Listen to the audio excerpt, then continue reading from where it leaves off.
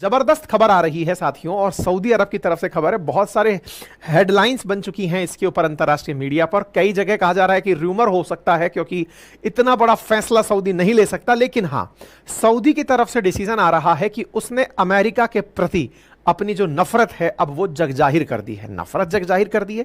Sir, Saudi और America तो कभी मित्र हुआ करते थे, लेकिन हाल ही में अमेरिका के डॉलर को सऊदी ने बहुत जबरदस्त किक मारी है। इसको एक लाइन में मैं ये कहूं कि पेट्रो डॉलर एग्रीमेंट इन्होंने रद्द कर दिया है। पेट्रो डॉलर एग्रीमेंट क्या था, ये आपको जब आप कंप्लीट सुनेंगे सेशन को तो समझ में आ जाएगा कि ये अमेरिका के लिए कितनी इंसल्टिंग घटना हुई है। लेकिन हां, इस पूरी घटना को विस्तार से सुनने के लिए आपको जियोपॉलिटिक्स का ज्ञान होना आवश्यक है। साथ ही साथ आपको यह पता होना चाहिए कि कभी भी अंतरराष्ट्रीय संबंधों में कोई परमानेंट मित्र नहीं होता और कोई परमानेंट शत्रु नहीं होता। आज की इस पूरी कहानी का सार अंत में आपको यही लगेगा। फिलहाल हेडलाइन पर गौर करिए। Saudi Arabia and 80-year petro dollar deal with US for multi currency sales. Headlines देखिए, सऊदी अरेबिया ने पेट्रो डॉलर डील को कैंसिल कर दिया है अमेरिका के साथ। यह दुनिया भर के अखबारों में खबर बनी हुई है। तो आपके दिमाग में एक सवाल बनने लगेगा कि यह शब्द है पेट्रो डॉलर। पेट्रो डॉलर का मतलब कोई डॉलर का दूसरा प्रकार है क्या ये, जिसको कि इन्होंने कैंसिल कर दिया है? जी नहीं। पेट्रो डॉलर का शाब्दिक अर्थ है कि अगर आप पेट्रोलियम पदार्थ खरीदेंगे तो उसका पेमेंट केवल डॉलर में करेंगे। फिर से सुन लीजिए और इस बात का महत्व समझ लीजिए। आज का सेशन बहुत मायने रखता है, और यहां पर महत्व रखते हुए ये पूरा की पूरा जो पिक्चर आपको मेरे साथ स्क्रीन पर लग रहा हुआ दिख रहा है, इसका बहुत बड़ा मायना है। मैं फिर से बोल रहा हूं, यहां पर सऊदी के जो किंग आपको बिन सलमान दिख रहे हैं, प्रिंस बिन सलमान दिख रहे हैं, इनके पीछे पीठ करके खड़ा होना और इनके साथ हाथ मिलाना और डॉलर का खत्म हो जाना, यह कहानी को समझाने के लिए आज पेट्रो डॉलर समझना पड़ेगा। पेट्रो डॉलर यानी कि पेट्रोलियम गुड्स का पेमेंट डॉलर में करना, पेट्रो डॉलर। ठीक है, अब डॉलर में करना, इसका अर्थ यह समझिए कि इंडिया वाले तेल खरीद रहे हैं सऊदी से। ना तो इंडिया की करेंसी डॉलर है, ना सऊदी की करेंसी डॉलर है, लेकिन सऊदी को इंडिया पेमेंट डॉलर में ही कर रहा है। आपके मन में बहुत बार यह प्रश्न उठा है, आपने मल्टीपल टाइम हमसे इकोनॉमिक्स के सेशंस में, जब भी हम अपने एप्लीकेशन पर सेशंस लेते हैं, उनमें बहुत बड़ा सवाल बच्चों का एक ही होता है, सर $1 इज इक्वल्स टू 83 रुपया क्यों है? कौन ये डिसाइड करता है कि डॉलर के मुकाबले रुपया इतना गिरा रहेगा? कैसे ये पता चलता है कि डॉलर में ही सामान खरीदना है? क्यों हमारी जीडीपी को डॉलर में बताया जाता है? क्यों हमारे फॉरेन रिजर्व को डॉलर में बताया जाता है? क्यों दुनिया में डॉलर क्राइसिस होते ही देश खाली हो जाते हैं? क्यों पाकिस्तान के अंदर इस तरह का हालात क्रिएट हुआ कि डॉलर खत्म तो पेमेंट क्राइसिस पैदा हो गया? क्यों 1991 के अंदर भारत के साथ ऐसा हुआ कि उसके डॉलर फॉरेन रिजर्व खत्म हुआ, तुरंत हम लोगों का हाल बेहाल हो गया और हमें गोल्ड गिरवी रखना पड़ा? After all dollar dollar dollar क्या है? अरे साहब, डॉलर के पीछे अमेरिका की कूटनीति है। उसने दुनिया भर के उन देशों से ऐसे एग्रीमेंट किए हुए थे कि आप लोग अगर दुनिया में पैसे वाले बने रहना चाहते हो तो पेमेंट डॉलर में ही लो। आप विचार करके देखिए कि अमेरिका ने सऊदी को यह समझा रखा था कि आप लोग अपना पैसा अगर किसी से पेमेंट वसूली करें तो केवल डॉलर में करें। अब यह क्या कहानी है, आज के सेशन में विस्तार से हमें आपको बतानी है। यह है पेट्रो डॉलर एग्रीमेंट, जिसकी सुर्खियां बन रही हैं कि 9 जून को रिन्यू होने वाला पेट्रो डॉलर एग्रीमेंट सऊदी ने इस बार रिन्यू नहीं किया है।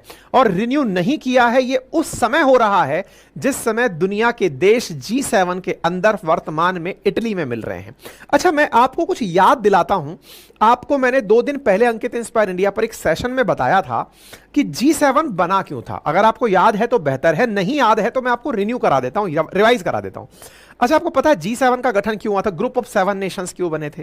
कारण क्या था कि इजराइल और गल्फ कंट्रीज के बीच में 1973 में युद्ध हुआ था। इसको क्यों सुनना है, इसके साथ ये कहानी जुड़ी हुई है।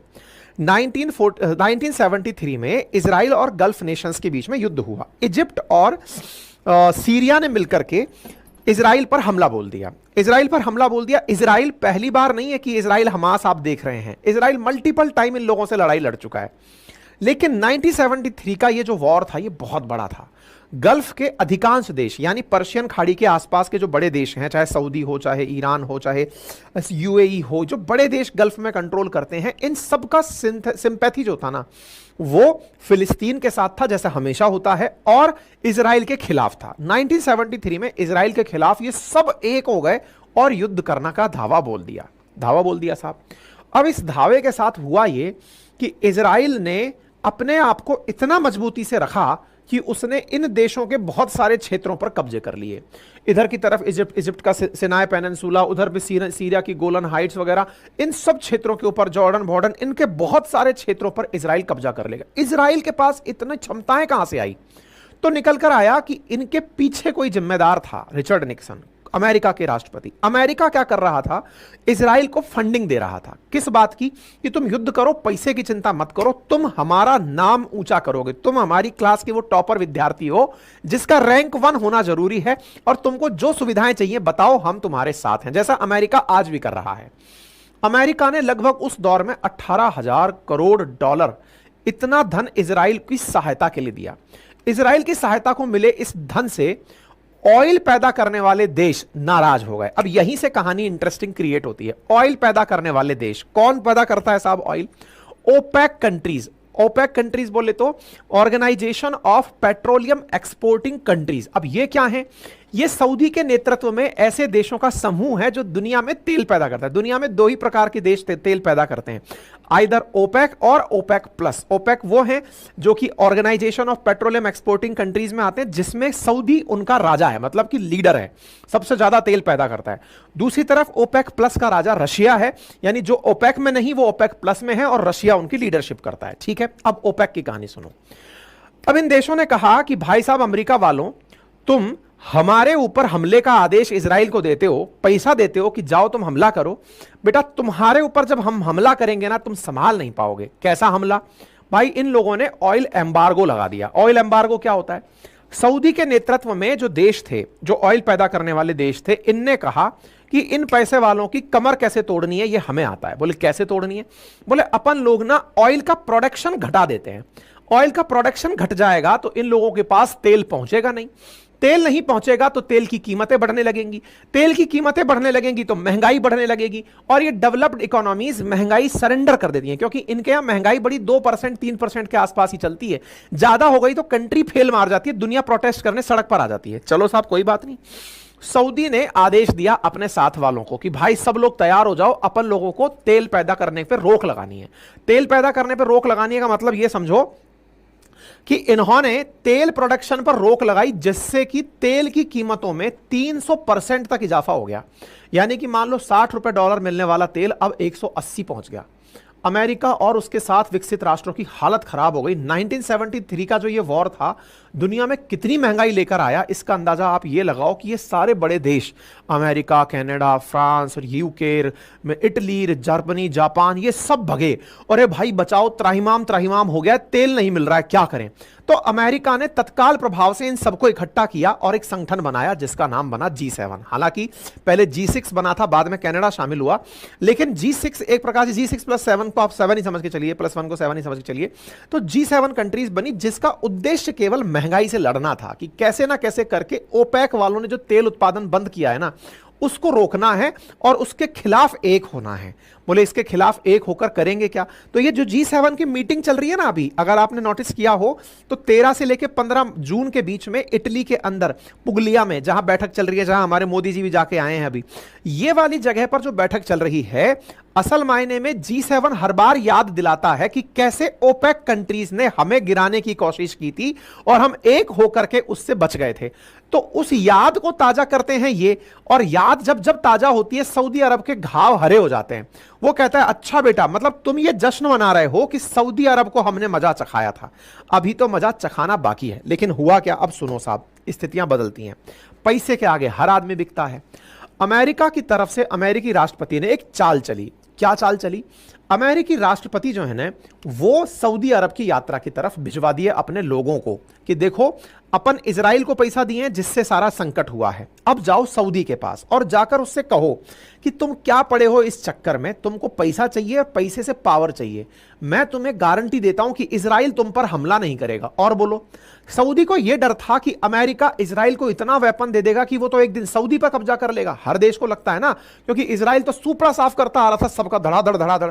अमेरिका बैकडोर से सऊदी से बात कर लिया, तुम चिंता मत करो, मैं तुम्हारे साथ हूं, तुम्हारे ऊपर हमला नहीं होने दूंगा इजराइल का। और बोलो, सऊदी ने कहा कि यार बात तो सही है, अगर आप मुझ पर हमला नहीं होने देंगे इसका मतलब आप मेरे हिमायती हैं, मेरे लिए भला सोचते हैं। बोले और नहीं तो क्या, और तुमको एक चीज दूं, तुम कह रहे हो कि मैंने इजराइल को पैसा दिया है, अरे उसको तो पैसा दिया है, तुमको तो मैं डॉलर्स की खान लगा देता हूं, बोलो क्या चाहिए तुम्हें। बोले सर कैसे करोगे। बोले अभी जो तुम तेल बेचते हो इसका पेमेंट कैसे लेते हो।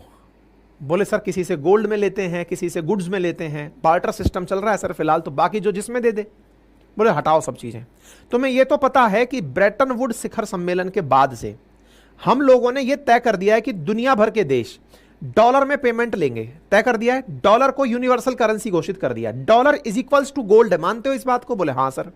तो बोले dollar is equals to gold है तो क्यों ना तुम ऐसा करो कि दुनिया का कोई भी देश अब तुमको पेमेंट करे तो डॉलर में करे, और हम तुम्हारे साथ खड़े हैं, अगर कोई पेमेंट ना करे तो उससे पैसे हम दिलवाएंगे। बोलो और क्या चाहिए। नेकी और पूछ पूछ, सऊदी की बल्ले बल्ले हो गई। एक तरफ से तो सिक्योरिटी मिल गई। देखो अमेरिका की ये बहुत अच्छी आदत है, पहले पीटता है और फिर पुचकारता है, और पुचकारता है तो सामने वाले को लगता है कि हमारी भलाई के लिए पीटा था। जैसे पापा जी पीटते हैं ना आपको कभी, तो पापा जी का पीटना एंड में क्या लगता है, पापा जी पीटे तो हमारे भले के लिए ही थे। तो अमेरिका को ऐसे ही अंकल पापा थोड़ी कहते हैं साहब। ये क्या, जैसे जापान का उदाहरण देख लो आप, जापान को भी ऐसे ही पीटा था, ये सेकेंड वर्ल्ड वॉर में उस पर बम गिराया, लाखों लोग मार दिया, लाखों लोग मारकर जापान से कहता देखो मारे थे हम तुमको क्योंकि तुम बदतमीजी कर रहे थे, लेकिन अब तुम्हें गारंटी दे रहे हैं तुम पर और कोई अब हमला नहीं करेगा। अरे तो भाई तुम गुंडई कर रहे हो, सबसे बड़े गुंडे हो, तुम आकर इसकी पिटाई बना दिए, पिटाई बनाकर कह रहे हो और कोई हमला नहीं करेगा। अब तुम आ गए वो कम है क्या। अब जापान पर तब से लेकर लाखों पुलिस, लाखों की जो सेना है ना अमेरिका की, वो जापान में ही रहती है पूरे टाइम।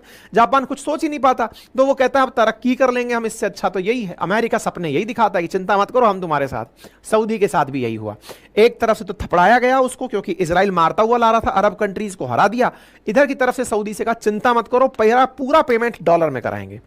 सऊदी ने कहा यार ये तो बहुत अच्छा एग्रीमेंट है यार, कोई बात नहीं।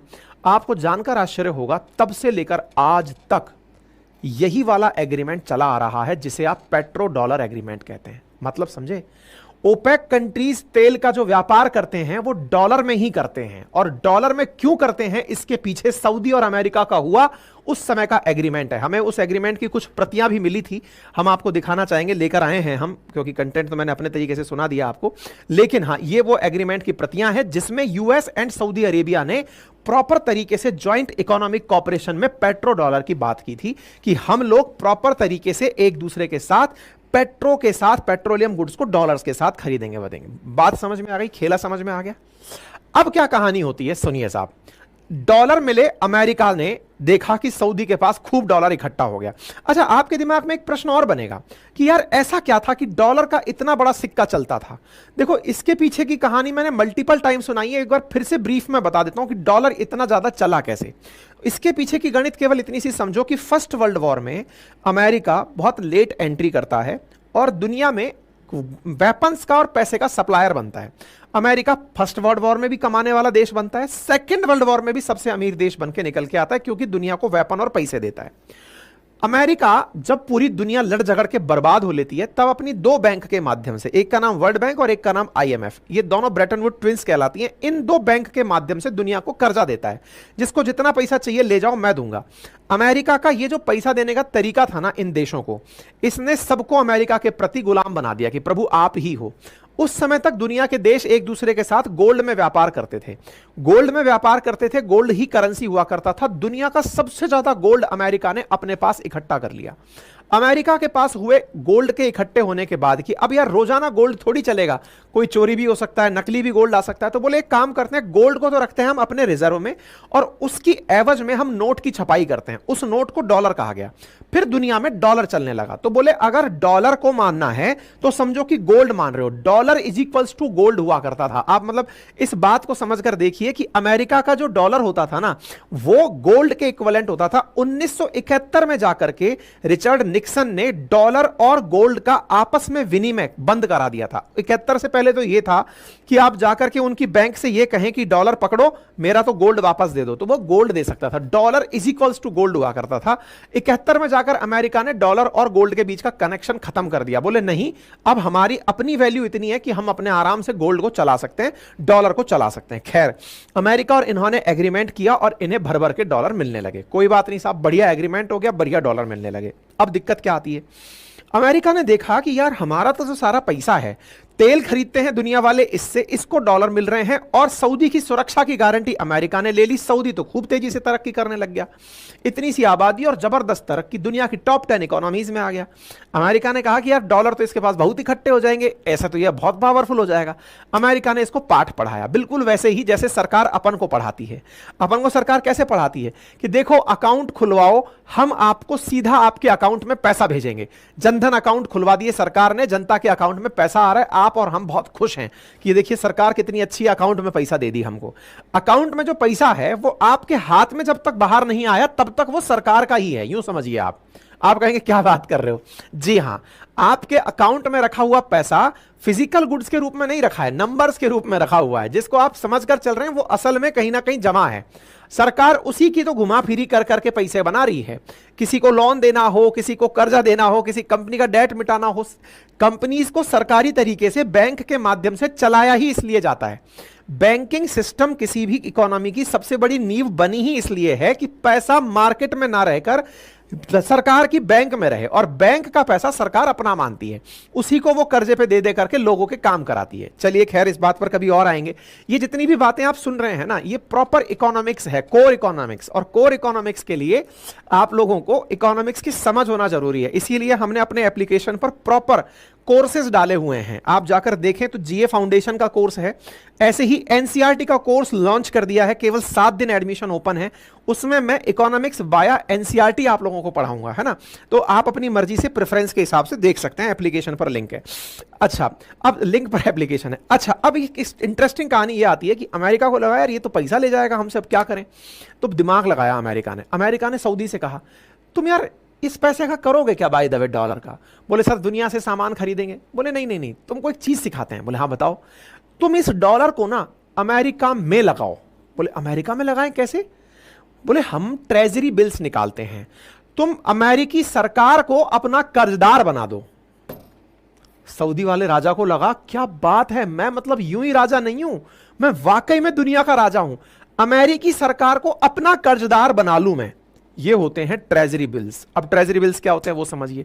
मान लो किसी सरकार को कर्जा चाहिए, पैसा चाहिए, सरकार क्या करती है, अपने नाम से एक कागज बाहर निकालती है कि हमें इतना पैसे की जरूरत है, इस पैसे को आप हमें दें, हम आपको गारंटी देते हैं कि इतने समय में इतना % इंटरेस्ट के साथ हम पैसा रिटर्न कर देंगे। ठीक है।